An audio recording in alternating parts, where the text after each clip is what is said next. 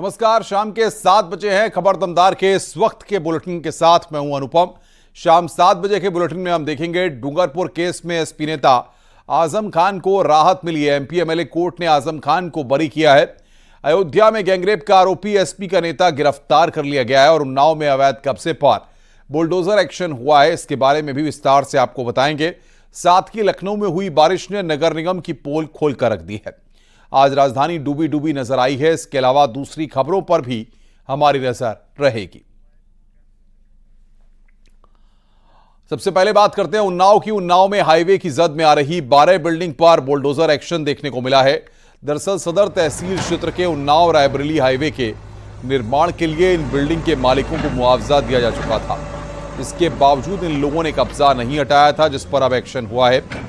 सदर तहसील के सिकंदरपुर गांव में हुए इस एक्शन के दौरान एसडीएम, सीओ, तहसीलदार, नायब तहसीलदार और एनएचएआई के अफसर मौके पर मौजूद रहे।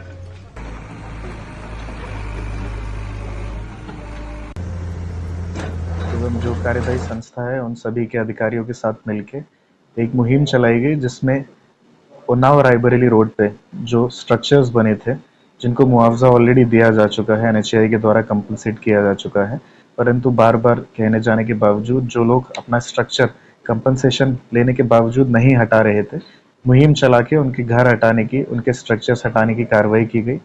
इसमें हमने टोटल 12 स्ट्रक्चर्स कल हटाए थे। सभी को मुआवजा ऑलरेडी दिया जा चुका है और एडवांस में कई बार नोटिस भी दिए जा चुके थे कि आप स्वेच्छा से स्ट्रक्चर्स हटा लें। फर्रुखाबाद के बीआरसी ऑफिस के अंदर एक कर्मचारी को गोली मारी गई है। महिला के वेश में आए युवक ने वहां पर तैनात बीआरसी कर्मचारी को गोली मारी और मौके से भाग निकला। बीआरसी कर्मचारी विश्राम सिंह के पेट में गोली लगी है। उन्हें अस्पताल में भर्ती कराया गया है। घटना के बाद मौके पर पहुंची पुलिस मामले की जांच पड़ताल में जुटी हुई है। पुलिस को बीआरसी ऑफिस में लगे सीसीटीवी खराब मिले हैं। अपना आगे की प्लानिंग कर रहे थे। इनका काम स्कूल के सुपरविजन का है। उसी समय जब 4-5 को प्लानिंग कर रहे थे, उसी समय इनका कहना है बजरुग का कि ये कोई महिला टाइप की आए और गोली मार के चले गए। इसमें और जो बातें प्रकाश में आई है कि इनका एक प्रोफेशनल रंजिश था किसी से, इनका नाम भी आ गया है और उसके लिए टीम लगा दी गई है। शीघ्र ही गिरफ्तार कर दिया जाएगा। अभी जो डॉक्टर हैं उनके मुताबिक मास्टर साहब अभी आउट ऑफ डेंजर है, उसका इलाज चल रहा है।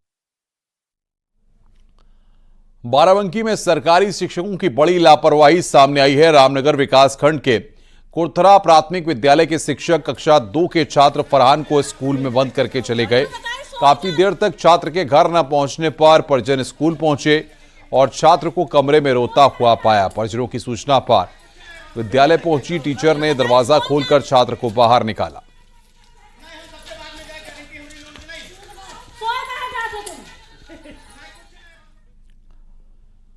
बिजनौर में रोडवेज बस ने बाइक सवार लड़के को जोरदार टक्कर मार दी। हादसे में युवक की दर्दनाक मौत हो गई।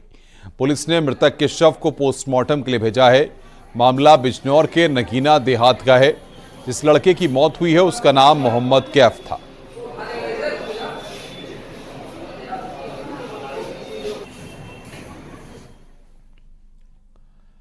शाहजहांपुर में हाईटेंशन लाइन की चपेट में आने से एक लड़के की मौत हो गई। बताया जा रहा है कि लड़का घास काट रहा था, उसी दौरान हाईटेंशन लाइन का तार टूट गया, जिससे लड़का उसकी चपेट में आ गया और उसकी मौत हो गई। परिजन बिजली विभाग पर लापरवाही का आरोप लगा रहे हैं। थाना जलालाबाद क्षेत्र का यह पूरा मामला है।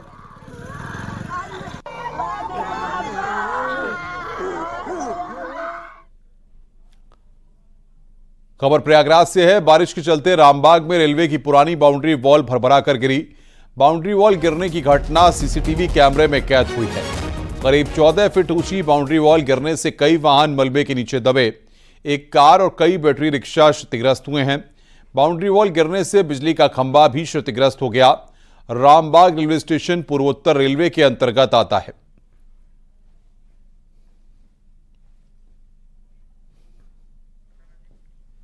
तो प्रयागराज में बारिश से गिरी है दीवार। बारिश के चलते भरभरा कर यह दीवार गिरी है। ये 2 एंगल से ये तस्वीर हम आपको दिखा रहे हैं, किस तरीके से रेलवे की दीवार वहां पर भरभरा कर गिरी और किस तरीके से जो व्यक्ति वहां पर दीवार गिरने से फंस गया था उसने बचकर वहां पर भागा हुआ, उसके बाद अपनी जान बचाई। ये तस्वीर आप देखिए।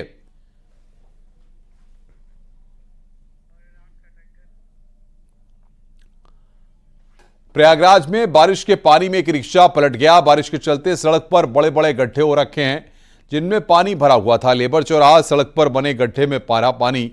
सड़क पर बने गड्ढे में रिक्शा पलटा। रिक्शा में सवार लोग बाल बाल वहां पर बचे। तो ये दो तस्वीरें इस वक्त बारिश से गिरी दीवार, और दूसरी तस्वीर आपको दिखा रहे हैं प्रयागराज की, जहां पर ई रिक्शा पलटा। वो तस्वीर इस वक्त आप देख रहे हैं किस तरीके से वहां पर पानी भरे गड्ढे में ई रिक्शा पलट गया।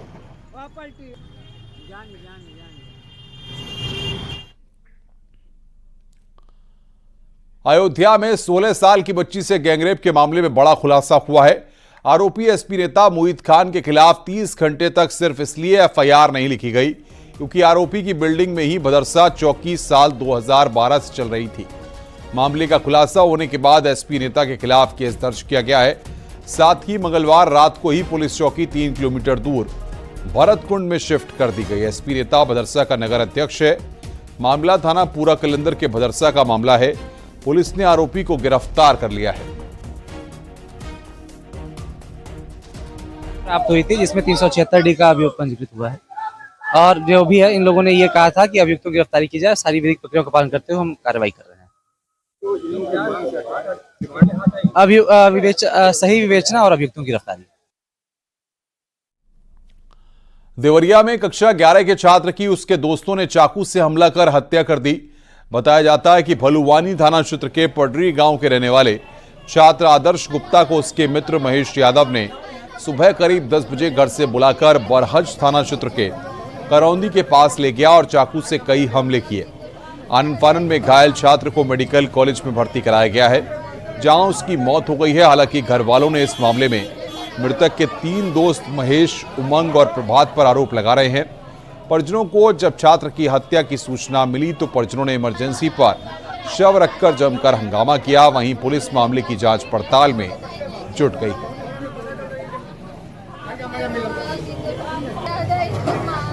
ग्राम की घटना है जहां एक युवक जिसकी उम्र लगभग 18 वर्ष है, उसे उसी के साथ पढ़ने वाले कुछ सहपाठियों द्वारा चाकू मारकर घायल किए जाने का मामला सामने आया। युवक को तुरंत हॉस्पिटल पहुंचाया गया, जहां इलाज के दौरान उसकी मृत्यु हो गई है। परिजनों से बात की जा रही है और जो भी तहरीर दी जाएगी उसके आधार पर सुसंगत धाराओं में अभियोग पंजीकृत किया जा रहा है। और जो अपराधी हैं, जो अक्यूज्ड हैं, उनकी गिरफ्तारी के लिए 3 टीम बनाई गई है। जल्दी ही अक्यूज्ड की गिरफ्तारी कर ली जाएगी। खबर ग्रेटर नोएडा से है। यहां पर अजनारा होम्स में स्ट्रीट डॉग ने बच्चे को काट लिया। पूरी घटना सीसीटीवी कैमरे में कैद हुई है।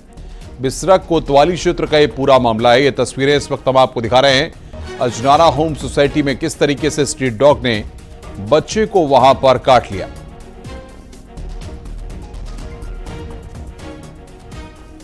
तो ग्रेटर नोएडा में अजनारा होम सोसाइटी है, वहां पर यह घटना सामने आई है। स्ट्रीट डॉग ने बच्चे को वहां पर काटा। ये तस्वीर इस वक्त हम आपको दिखा रहे हैं। ये फुटेज आप देख सकते हैं किस तरीके से वहां पर ये घटना घटी है। समाजवादी पार्टी के नेता आजम खान को डूंगरपुर मामले में आज एमपी एमएलए कोर्ट ने बरी कर दिया है। आजम और उनके साथियों पर जबरन डूंगरपुर बस्ती को खाली कराने का आरोप था। एमपी एमएलए कोर्ट ने आज आजम खान को डूंगरपुर मामले में बरी कर दिया। साल 2019 में आजम खान पर इस मामले में केस दर्ज हुआ था।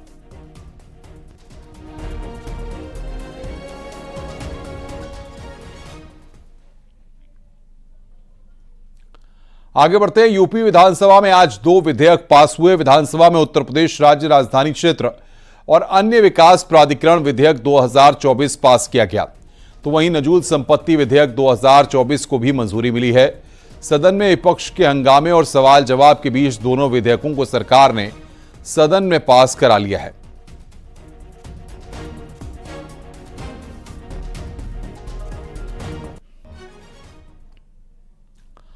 आगे बढ़ते हैं। कल पूरक बजट सरकार लेकर आई थी, मगर आज भी बजट पर सियासत आई है। आज शिवपाल यादव का बयान सामने आया। शिवपाल यादव ने कहा है कि बजट में कुछ भी नहीं है, ये सिर्फ जनता के साथ धोखा है। सरकार ने जनता को गच्चा दिया है। और देखिए आज जो बजट आया है ये केवल जनता के साथ धोखा है। बजट में कुछ है ही नहीं, जबकि अभी मार्च में जो बजट सत्र आया था वो तो खर्च कर नहीं पाए। तो इस सरकार ने, भारतीय जनता पार्टी की सरकार ने फिर से जनता को गच्चा देने का काम किया। शिवपाल यादव के बजट को धोखा बताने पर डिप्टी सीएम केशव प्रसाद मौर्य ने पलटवार किया। उन्होंने कहा कि समाजवादी पार्टी खुद एक धोखा है। पूरक है, कल प्रस्तुत हो गया है। प्रदेश के विकास को गति प्रदान करने के लिए जब धन की आवश्यकता होती है तो सदन के माध्यम से अनुपूरक लाया जाता है। कल अनुपूरक लाया गया है और विकास को एक नया मुकाम मिले, इसका प्रयास किया जाए। समाजवादी पार्टी का ही धोखा है। पूरक बजट आया है वह सिर्फ एक धोखा है, क्या कहेंगे सर? नहीं, समाजवादी पार्टी ही एक धोखा है। डिप्टी सीएम ब्रजेश पाठक ने न्यूज 18 से बातचीत में विपक्ष को डिरेल बताया। उन्होंने कहा कि अनुपूरक बजट यूपी के चतुर्मुखी विकास को समर्पित है, लेकिन विपक्ष को सब खराब दिखता है। करने के लिए डिप्टी सीएम ब्रजेश पाठक जी हैं। सर, अनुपूरक बजट आज पास होगा, किस तरीके से देखते हैं इसे? क्या उत्तर प्रदेश को मिलने वाला है? प्रदेश के चतुर्मुखी विकास को गति देने के लिए हमारी सरकार अनुपूरक बजट को लेकर आई है। उत्तर प्रदेश में जो सड़कों का जाल बिछाया जा रहा है, एक्सप्रेसवेज बनाए जा रहे हैं, आज सर्वाधिक एक्सप्रेसवेज वाला स्टेट उत्तर प्रदेश है। हम गंगा एक्सप्रेसवे को गति दे पाएंगे। इसके अलावा जो विभिन्न हमारी कार्य योजनाएं हैं उनको सफलतापूर्वक प्रदेश की जनता के हित में हम तेजी प्रदान करेंगे।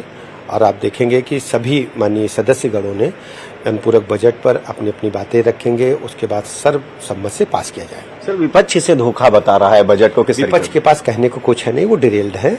और आप देखेंगे कि जिस ढंग से समाजवादी पार्टी की अराजकता गुंडई बढ़ी है, लोगों का आशीर्वाद भारतीय जनता पार्टी के साथ है और रहेगा। अखिलेश यादव ने बीजेपी सरकार पर बड़ा हमला किया। उन्होंने कहा कि जिस वक्त वो सीएम आवास से निकले थे उस वक्त मुख्यमंत्री आवास को गंगाजल से धोया गया था। उन्होंने कहा कि वो इन सब बातों को कभी भूल नहीं सकते। कन्नौज में जीत के बाद वो मंदिर गए थे, वहां भी यही काम किया गया। जहां शूद्र को लेकर के बहुत सी चर्चा शुरू हो गई थी और मुझे याद है कि मैं जब मंदिर के दर्शन करने गया तो कुछ ऐसी ताकतें हैं समाज में, वो नहीं चाहते थे कि मैं हवन पूजन करूं।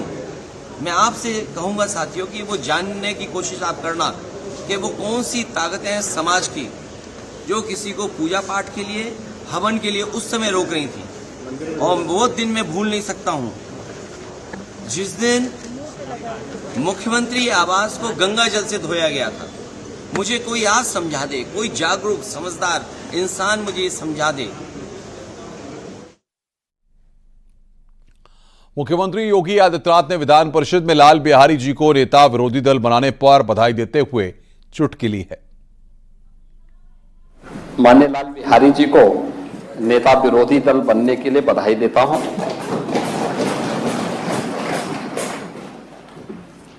अच्छा हुआ कि आप जैसे जुझारू लोग विरोधी दल के नेता के रूप में कार्य करेंगे और ईश्वर से प्रार्थना करता हूं कि हमेशा विरोधी दल के नेता के रूप में काम करें।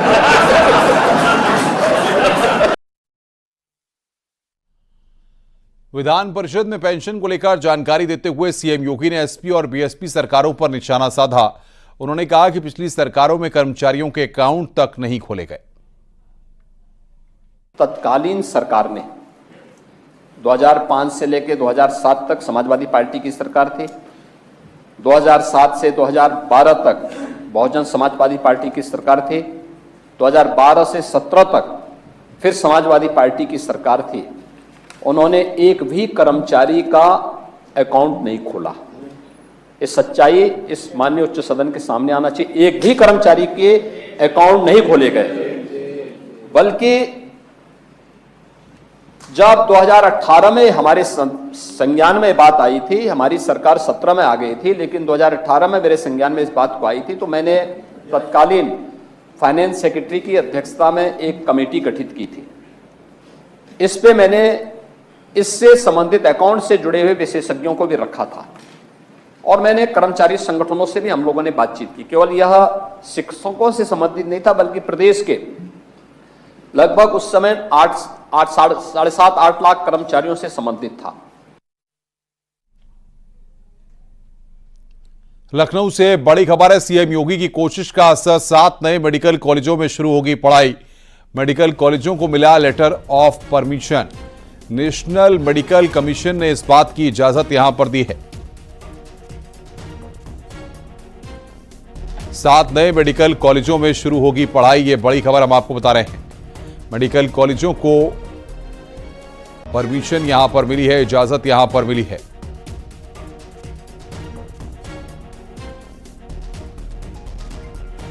तो सीएम योगी की कोशिश का यहां पर असर देखने को मिला है।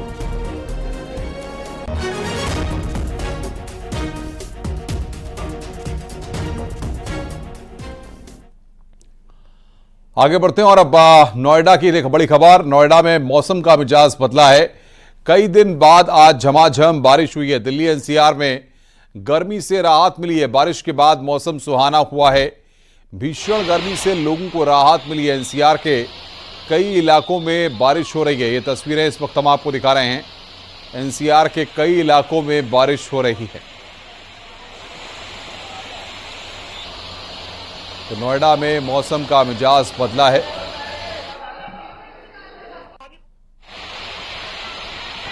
तो ये 2 तस्वीरें इस वक्त हम आपको दिखा रहे हैं। दिल्ली एनसीआर की तस्वीरें इस वक्त आप देख रहे हैं किस तरीके से दिल्ली एनसीआर में मौसम का मिजाज बदला है। मूसलाधार बारिश वहां पर लगातार जारी है।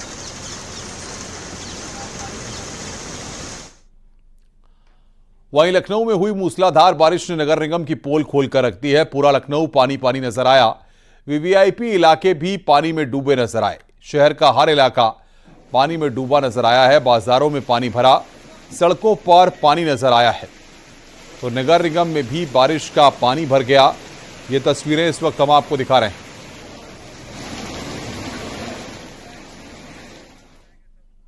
तो लखनऊ में किस तरीके से पानी जो है वो आउट ऑफ कंट्रोल हो गया। यह अलग अलग क्षेत्रों की तस्वीर इस वक्त आपकी स्क्रीन पर लखनऊ के अलग अलग इलाकों की तस्वीर आपको दिखा रहे हैं। ये तमाम वो पॉश इलाके हैं जहां पर पानी ही पानी भरा हुआ नजर आया। चारों तरफ सिर्फ पानी ही पानी दिखाई दिया।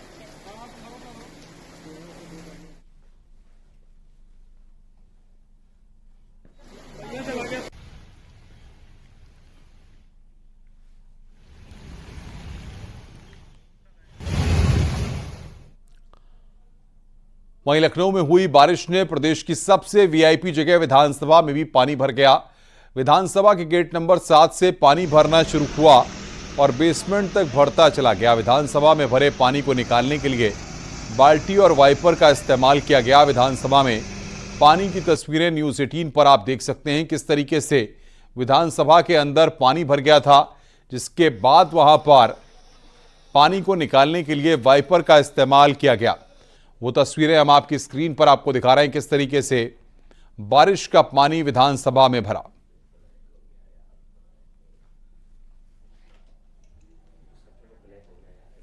और ये 3 तस्वीरें इस वक्त गेट नंबर 7 पर जल भराव हुआ, बेसमेंट में वहां पर पानी भर गया और बाल्टी के जरिए, वाइपर के जरिए वहां पर पानी को निकाला गया।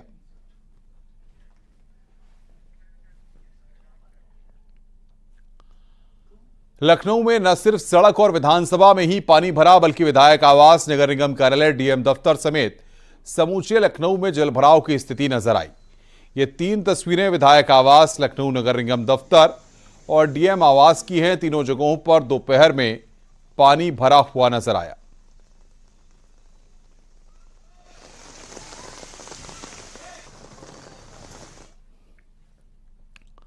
लखनऊ के हजरतगंज का मुख्य चौराहा भी तालाब नजर आया। लखनऊ में जगह जगह जलभराव की स्थिति देखने को मिली। नगर निगम के दावे खोखले साबित हुए हैं। बारिश ने नगर निगम की पोल खोलकर रख दी है।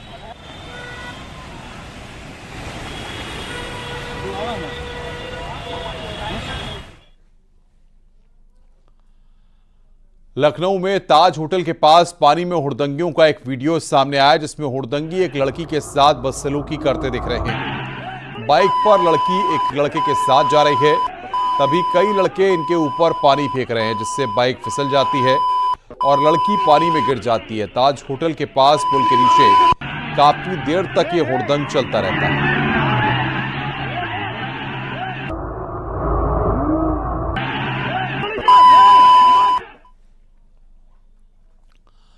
उत्तर प्रदेश के कई इलाकों में झमाझम बारिश हुई है। प्रयागराज और देवरिया की तस्वीरें आप अपनी टेलीविजन स्क्रीन पर अभी देखेंगे। लंबे इंतजार के बाद दोनों शहरों में मूसलाधार बारिश हुई। बारिश की वजह से तापमान में आई गिरावट से लोगों को उमस भरी गर्मी से राहत मिली है, लेकिन जगह जगह हुए जलभराव से लोगों को दिक्कतों का सामना करना पड़ा। उधर बारिश की वजह से खेत लबालब हो गए, जिससे किसानों के चेहरे पर मुस्कान आ गई है। मौसम विभाग ने अगले कुछ दिन प्रयागराज, सोनभद्र, मिर्जापुर, चंदौली, वाराणसी, संत रविदास नगर, कुशीनगर, महाराजगंज, सिद्धार्थनगर और बलरामपुर समेत कई जिलों में भारी बारिश की संभावना जताई है।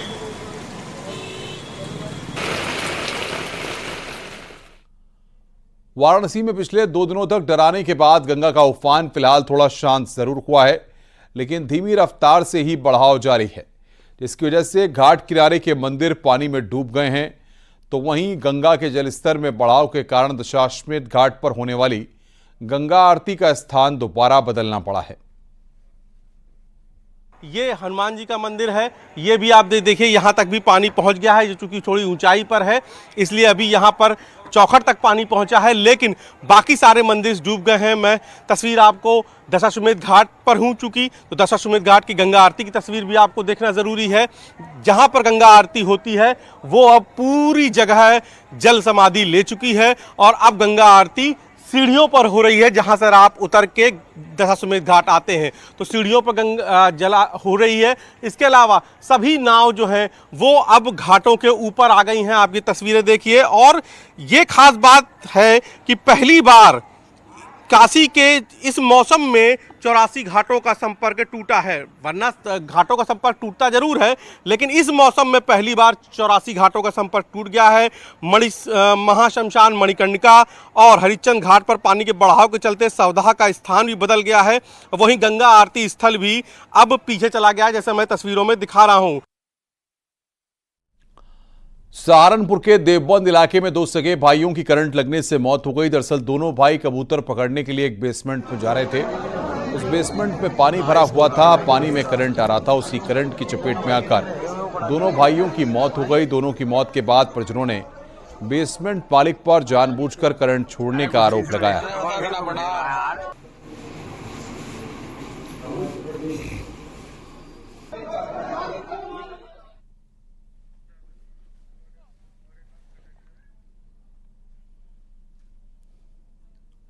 ईडी की प्रयागराज यूनिट ने जेवीएल एग्रो इंडस्ट्रीज लिमिटेड के खिलाफ बड़ी कार्रवाई की है।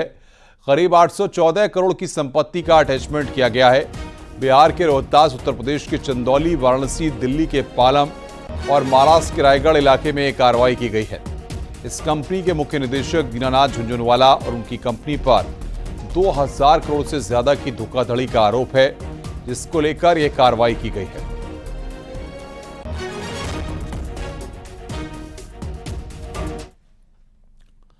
मऊ में आरटीओ ऑफिस के पास एक महिला से मारपीट का मामला सामने आया है। बताया जा रहा है कि महिला रेप के मामले में गवाही देने जा रही थी। कोर्ट से कुछ दूर पहले ही महिला पर गाड़ी चढ़ाने की कोशिश की गई। हमले में घायल महिला को मजदूरों ने अस्पताल पहुंचाया है। सूचना पर पहुंची पुलिस ने महिला को कड़ी सुरक्षा के बीच कोर्ट पहुंचाया।